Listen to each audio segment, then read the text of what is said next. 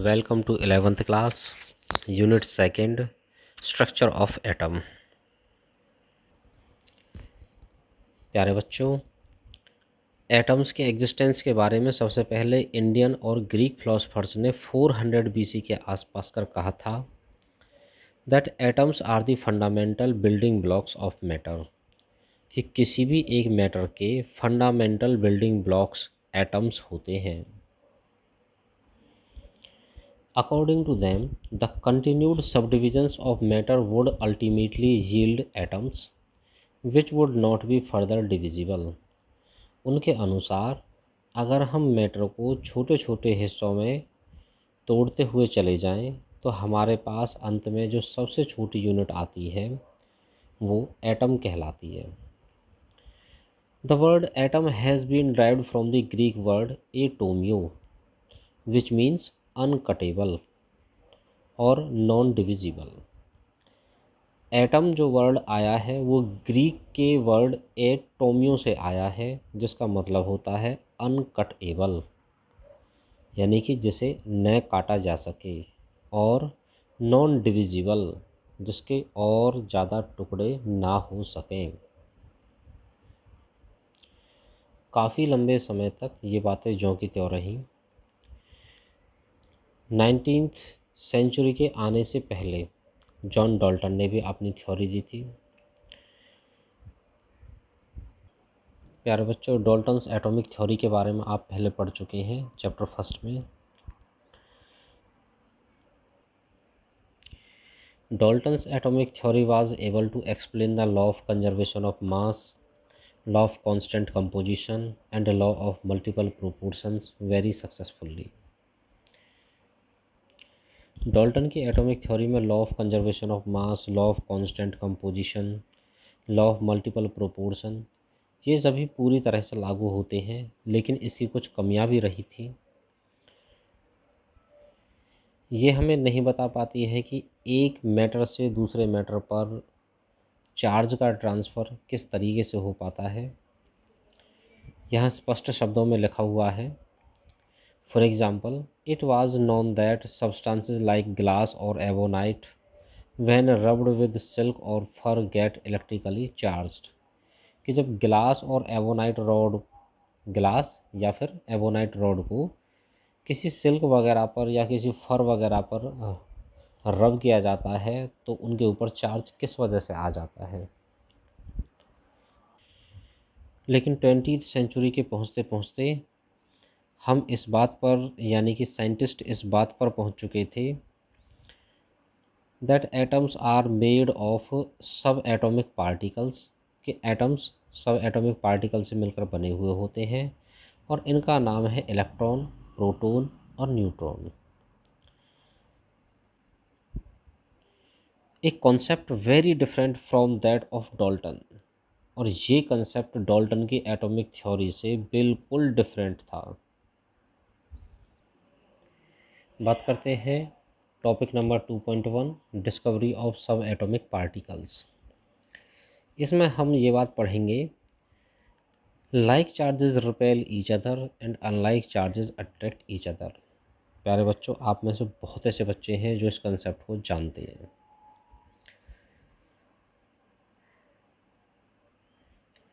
कि समान charge positive positive या फिर नेगेटिव नेगेटिव एक दूसरे को रिपेल करते हैं, जबकि अनलाइक चार्ज पॉजिटिव नेगेटिव या फिर नेगेटिव पॉजिटिव एक दूसरे को अट्रैक्ट करते हैं।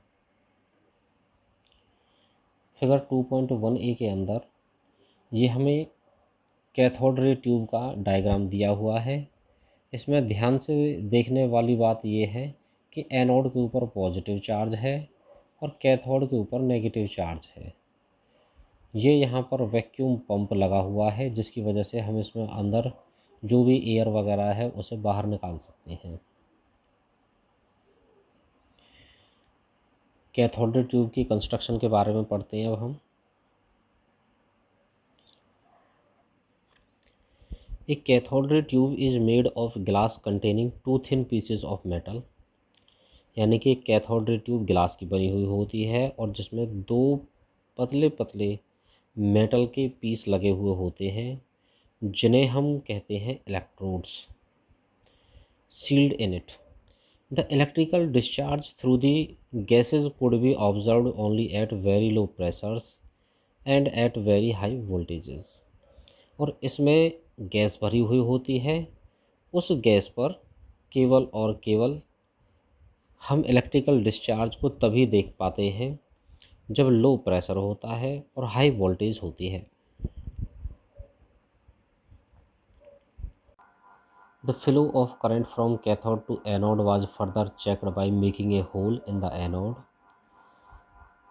and coating the tube behind anode with phosphorescent material like zinc sulfide। यानी कि फ्लो ऑफ करंट को चेक करने के लिए कि कैथोड से एनोड की तरफ फ्लो हो रहे हैं या नहीं हो रहे हैं, हमें एनोड पर एक होल करना होता है, एक सुराख करना होता है, और उसके बाद उसे फिर फॉस्फोरेसेंट मटेरियल जैसे कि जिंक सल्फाइड इससे उसकी कोटिंग करा देते हैं। When these rays, after passing through anode, strike the zinc sulfide coating, a bright spot is developed on the coating। जब ये रेज एनोड पर आकर के टकराती हैं तो जिंक सल्फाइड की स्क्रीन पर एक ब्राइट स्पॉट डेवलप हो जाता है, एक स्पार्क डेवलप हो जाता है, जिससे हमें ये पता चलता है कि ये रेज पास हो रही है। जब आप इस डायग्राम को यहाँ ध्यान से देखेंगे तो आप ये बात देख पाएंगे कि एनोड की तरफ जब होल किया जाता है तो जिंक सल्फाइड की स्क्रीन पर यहाँ स्पार्क डेवलप हो पाते हैं।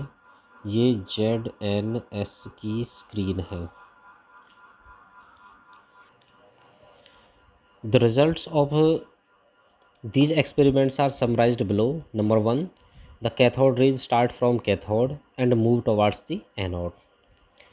Second point, these rays themselves are not visible, but their behavior can be observed with the help of certain kind of materials, fluorescent or phosphofluorescent, which glow when hit by them। यानी कि जब भी कभी कोई भी particle cathode से anode की तरफ फ्लो करता है तब उस केस में वो फ्लोरेसेंट या फॉस्फोफ्लोरेसेंट स्क्रीन से टकराने के बाद ग्लो करना शुरू कर देते हैं।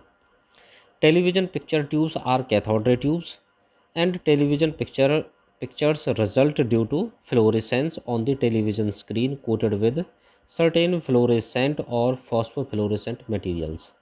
प्यारे बच्चों, आपने देखा होगा टेलीविज़न की स्क्रीन भी बिल्कुल ऐसी ही बनी हुई होती है। उसमें पीछे की तरफ से स्क्रीन टकराती है और highly zoomed a beam of electrons बिल्कुल आगे की तरफ स्क्रीन पर, यानी कि जो फ्लोरेसेंट कोटेड स्क्रीन होती है उस पर जब टकराते हैं तो वो बहुत तेज़ी से स्पार्क करते हैं, जिसकी वजह से हमें पिक्चर ट्यूब पर बहुत ज़्यादा ब्राइटनेस शो होती हुई दिखाई देती है।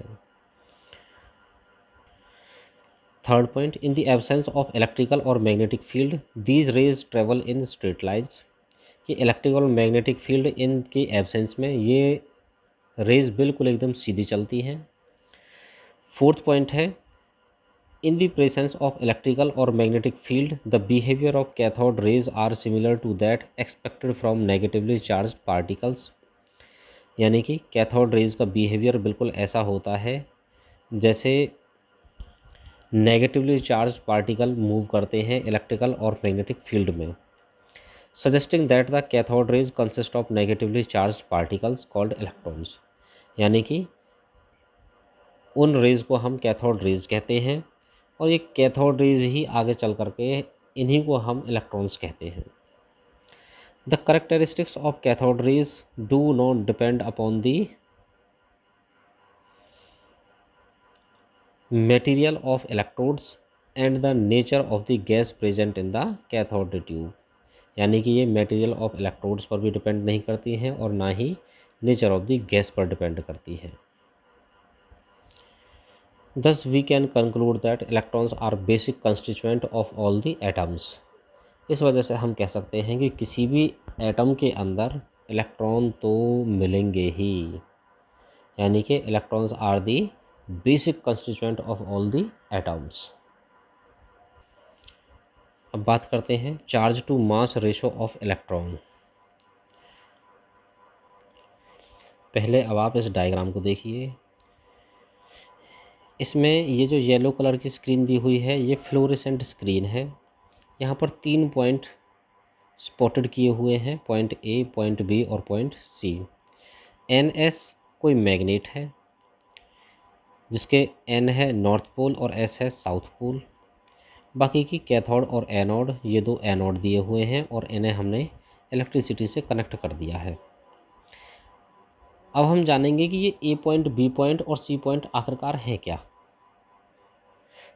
Charge to mass ratio of electron, यानी कि चार्ज अपॉन मास का रेशो सबसे पहले जे थॉमसन ने मेज़र किया था। इसके लिए उसने कैथोड रे ट्यूब पर इलेक्ट्रिकल और मैग्नेटिक फील्ड दोनों को अप्लाई किया था और साथ ही साथ इन्हें इलेक्ट्रॉन के पाथ्स के भी परपेंडिकुलर अप्लाई किया था। अब जिस इम्पोर्टेंट बात के बारे में हम जानना चाह रहे हैं वो बातें मैंने यहाँ पर 3 कलर से इंडिकेट कर रखी हैं, अंडरलाइन कर रखी हैं। ब्लू कलर से पॉइंट ए को, ग्रीन कलर से पॉइंट सी को और रेड कलर से पॉइंट बी को रिप्रेजेंट कर रखा है। तो प्यारे बच्चों, जानते हैं पॉइंट ए क्या है। When only electric field is applied, the electrons deviate from their path and hit the cathode ray tube at point A। यानी कि जब केवल इलेक्ट्रिक फील्ड ही अप्लाई की जाती है CRT के अंदर, यानी कि कैथोड रे ट्यूब के अंदर जब केवल इलेक्ट्रिक फील्ड अप्लाई की जाती है तो इलेक्ट्रॉन अपने पाथ से हट जाते हैं और वो पॉइंट ए पर जा कर के हिट करते हैं। बिल्कुल ऐसे ही similarly when only magnetic field is applied, electron strikes the cathode ray tube at point C. मुझे उम्मीद है आपकी समझ में आ गई होगी। थर्ड पॉइंट की बात करते हैं, यानी कि पॉइंट बी की। By carefully balancing the electrical and magnetic field strength, it is possible to bring back the electron to the path which is followed in the absence of electrical or magnetic field and they hit the screen at point B। यानी कि जब electric field और magnetic field दोनों को balance कर दिया जाता है तब जा कर के वो ही रेज पॉइंट बी पर जा कर के हिट होती हैं। अब बात करते हैं कंक्लूजन्स की। तो जे थॉमसन ने कौन कौन से कंक्लूजन्स निकाले थे। उन कंक्लूजन्स में सबसे पहला पॉइंट आता है, the magnitude of the negative charge on the particle greater the magnitude of the charge on the particle, greater is the interaction with the electric or magnetic field and thus greater is the deflection। कि negatively charge particle के magnitude पर बात depend करती है। जितने ज़्यादा amount में negatively charge particle release होंगे उतने ही ज़्यादा वो इलेक्ट्रिक और मैग्नेटिक फील्ड में इंटरेक्शन करेंगे और डिफ्लेक्शन भी उतना ही ज़्यादा होगा। सेकंड पॉइंट डिपेंड करता है the mass of the particle, lighter the particle greater the deflection. तीसरी बात चलती है इलेक्ट्रिकल और मैग्नेटिक फील्ड की स्ट्रेंथ पर। कैसे? The strength of the electrical और magnetic field, the deflection of electrons from its original path increases with the increase in the voltage across the electrodes. यानी कि जितनी ज़्यादा इलेक्ट्रिक और मैग्नेटिक फील्ड होगी इलेक्ट्रॉन्स का डिफ्लेक्शन भी अपने ओरिजिनल पाथ से उतना ही ज़्यादा बढ़ता हुआ चला जाएगा। अंत में Thomson was able to determine the value of E upon M as E है चार्ज ऑफ 1 इलेक्ट्रॉन, ME है मास ऑफ 1 इलेक्ट्रॉन। जब इनकी वैल्यू को हम कैलकुलेट करते हैं तो हमारे पास आता है 1.758820 multiplied by 10 to the power 11। C है यहाँ पर कूलाम पर kg। प्यारे बच्चों, मुझे उम्मीद है ये कंसेप्ट आपकी समझ में आ गया होगा। प्यारे बच्चों, इससे पहले वाले सेक्शन में आपने पढ़ा था चार्ज टू मास रेशियो, लेकिन हम यहाँ पढ़ रहे हैं चार्ज ऑन द इलेक्ट्रॉन कि एक इलेक्ट्रॉन पर कितना चार्ज होता है, वो चार्ज कैसे कैसे आता है, उस चीज़ के बारे में अब हमें यहाँ जानना है। तो सबसे पहले R.A. मिलिकन ने अपने ऑयल ड्रॉप एक्सपेरिमेंट के अंदर इसे कैलकुलेट किया था। तो इसे कैलकुलेट करने के लिए उसने अपना इस तरह से सेटअप बनाया था, जिसमें यहाँ ये एक टेलीस्कोप लगी हुई है, जहाँ से हमें ये ऑयल ड्रॉप चेक करनी होती है, ऑब्ज़र्व करनी होती है। ऑयल ड्रॉप कहाँ से आती है? ये एक स्प्रे पंप होता है जिसमें एक एटोमाइज़र फिट होता है, जिसमें से एटम के साइज़ के पार्टिकल्स ही यहाँ से रिलीज हो सकते हैं। यहाँ पर ये एक होल है, इस होल में से ये ऑयल ड्रॉपलेट्स नीचे की तरफ निकलेंगी। नीचे से फिर इनके ऊपर इलेक्ट्रिक और मैग्नेटिक फील्ड जब लगता है, यानी कि नीचे नेगेटिव पार्ट है प्लेट का, ऊपर की तरफ पॉजिटिव पार्ट है प्लेट का, जब ये लगता है तो ये स्पार्क करती हुई दिखाई। प्यारे बच्चों, बात करते हैं discovery of protons and neutrons, कि प्रोटॉन और न्यूट्रॉन की डिस्कवरी कैसे कैसे होती है। तो जिस तरह से पहले हमने पढ़ा था कैथोड रे ट्यूब, यहाँ पर है modified cathode ray tube.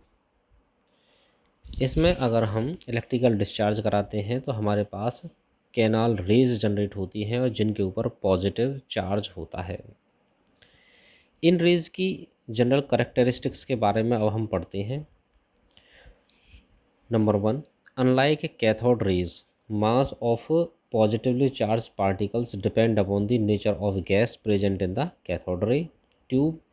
These are simply the positively charged gaseous ions। कि कैथोड रेज की ही तरह नहीं, इन रेज का मास और डिपेंड करता है कि किस तरह की गैस उसमें भरी हुई है, यानी कि कैथोड रेज ट्यूब के अंदर किस तरह की गैस भरी हुई है उस पर इसका मास डिपेंड करता है, जबकि कैथोड रेज में ऐसा नहीं था। ये simply positively charged gaseous ions होते हैं। Second point, the charge to mass ratio of the particles depends on the gas from which these originate. और चार्ज टू मास रेशियो इन पार्टिकल्स का डिपेंड करता है गैस पर जिनसे ये जनरेट होती हैं। Third point, some of the positively charge particles carry a multiple of the fundamental unit of electrical charge. किसी किसी पॉजिटिवली चार्ज पार्टिकल के ऊपर मल्टीपल टाइम्स, यानी कि 2 टाइम्स 3 टाइम्स चार्जिंग भी चढ़ी हुई होती है, यानी कि इतना भी चार्ज हो सकता है 2 टाइम्स 3 टाइम्स। फोर्थ पॉइंट है, the behaviour of these particles in the magnetic और electric field is opposite to that observed for electron और कैथोड रेज। यानी कि इन पार्टिकल्स का बिहेवियर कैथोड रेज के बिल्कुल अपोजिट होता है। The smallest and lightest positive ion was obtained from hydrogen and was called proton.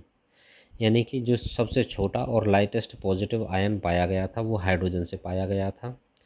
प्यारे बच्चों, मैं आपको बता दूं 1H पॉजिटिव आयन एक प्रोटॉन के इक्वल होता है और प्रोटॉन के ऊपर होता है पॉजिटिव चार्ज, क्योंकि इसमें कोई भी जब इलेक्ट्रॉन नहीं होता है तो H पॉजिटिव आयन एक प्रोटॉन के बराबर वैल्यू रखता है। प्रोटॉन की एक्चुअल डिस्कवरी का श्रेय जाता है जेम्स चैडविक को, जेम्स चैडविक, और इसकी डिस्कवरी हुई थी 1932 में। प्यारे बच्चों, यहाँ पर ये बात क्लियर करनी भी बेहद ज़रूरी है कि यहीं पर दे रखा है जेम्स चैडविक ने ही न्यूट्रॉन्स की डिस्कवरी की थी, लेकिन ये बात सही नहीं है। प्यारे बच्चों, 9th क्लास की साइंस में पेज नंबर 53 पर व्हाट यू हैव लर्नड ये दे रखा है चैप्टर 4 की एंडिंग में। यहाँ पर फर्स्ट पॉइंट आपको दे रखा है, credit for the discovery of electron and proton goes to J Thomson and E Goldstein respectively. कि इलेक्ट्रॉन की डिस्कवरी जे थॉमसन ने की थी, प्रोटॉन की डिस्कवरी ई गोल्डस्टीन ने की थी। तो बात आ जाती है अब न्यूट्रॉन की। न्यूट्रॉन की डिस्कवरी फिर किसने की है? तो न्यूट्रॉन की डिस्कवरी रदरफोर्ड ने की है अपने अल्फ़ा स्कैटरिंग एक्सपेरिमेंट में।